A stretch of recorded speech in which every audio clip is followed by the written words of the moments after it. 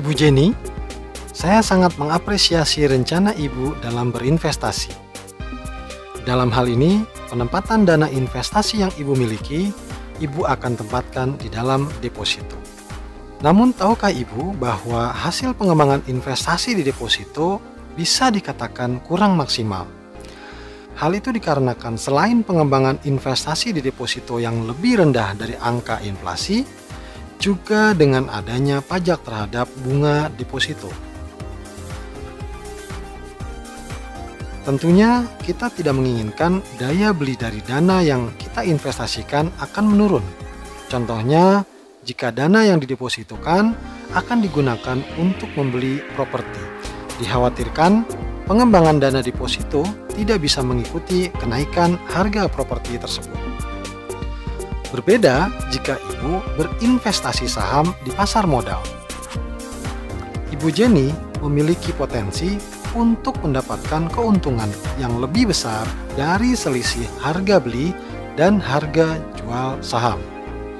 Sebagai contoh, jika seorang nasabah mendepositokan dana sejumlah 600 juta di tahun 2004, kita bisa lihat perkembangannya sampai dengan akhir tahun 2019. Dengan asumsi tidak ada penarikan terhadap dana depositonya, maka selama 15 tahun dananya menjadi 1,4 miliar dengan tingkat pertumbuhan tahunan rata-rata selama 15 tahun adalah sebesar 6%.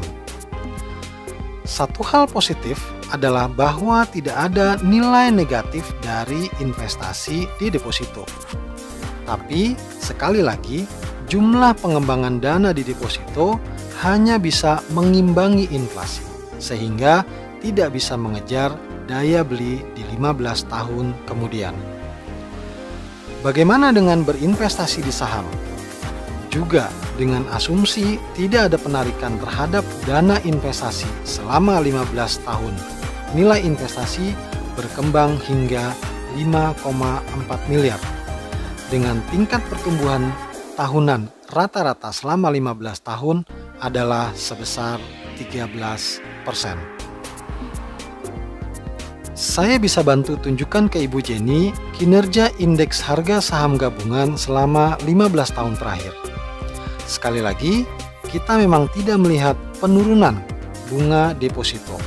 Tetapi, jika dibandingkan dengan hasil kinerja investasi di saham, maka lebih tinggi dibandingkan pengembangan dana di deposito selama 15 tahun terakhir. Ibu Jenny, Sun Life juga memiliki produk yang memberikan manfaat pengembangan investasi, yang penempatan investasinya juga ditempatkan ke dalam instrumen saham. Bahkan, hasil pengembangan investasinya lebih tinggi dibandingkan berinvestasi langsung di pasar modal.